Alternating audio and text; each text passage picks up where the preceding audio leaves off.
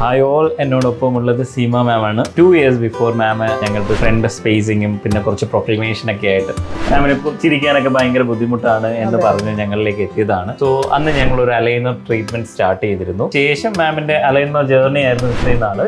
After the result എന്ത് പറയുന്നു മാമിന്റെ ഒപ്പീനിയൻ? എന്റെ ഒപ്പീനിയനിൽ നല്ലൊരു എക്സ്പീരിയൻസ് ആയിരുന്നു.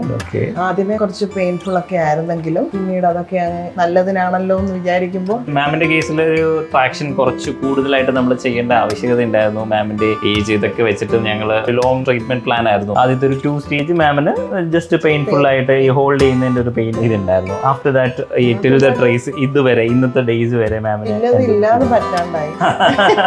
മാമിന് ഇടയ്ക്ക് വെച്ചിട്ട് മാമിനൊരു ആക്സിഡന്റും ഒക്കെ ആയിട്ട് മാമിന് അത് കണ്ടിന്യൂ ചെയ്യാൻ കഴിഞ്ഞില്ല. ഇപ്പോ മാമിന്റെ എത്തിയിരിക്കുന്ന റിസൾട്ടിൽ സാറ്റിസ്ഫൈഡ് ആണ്? അതെ അതെ, ഞാൻ 100% സാറ്റിസ്ഫൈഡ് ആണ്. ഓക്കെ മാം എന്നെ കാണുന്ന സമയത്ത് മാമിന് ഒരുപാട് സംശയങ്ങളായി, അതായത് ഇതിൽ ട്രീറ്റ് ചെയ്യാൻ കഴിയുമോ? അന്ന് ഞാൻ മാമിനോട് കുറച്ച് കാര്യങ്ങൾ പറഞ്ഞിരുന്നുള്ളൂ. നമുക്ക് അലൈനേഴ്സിൽ ചെയ്യാം. സോ അലൈനേഴ്സിൽ ചെയ്യുമ്പോൾ നമുക്ക് നാച്ചുറലി കറക്റ്റ് ചെയ്യുന്ന കാര്യങ്ങളൊക്കെ ഞാൻ പറഞ്ഞിരുന്നു. സോ ആ കാര്യങ്ങളെല്ലാം നമുക്ക് മീറ്റ് ചെയ്യാൻ കഴിഞ്ഞു.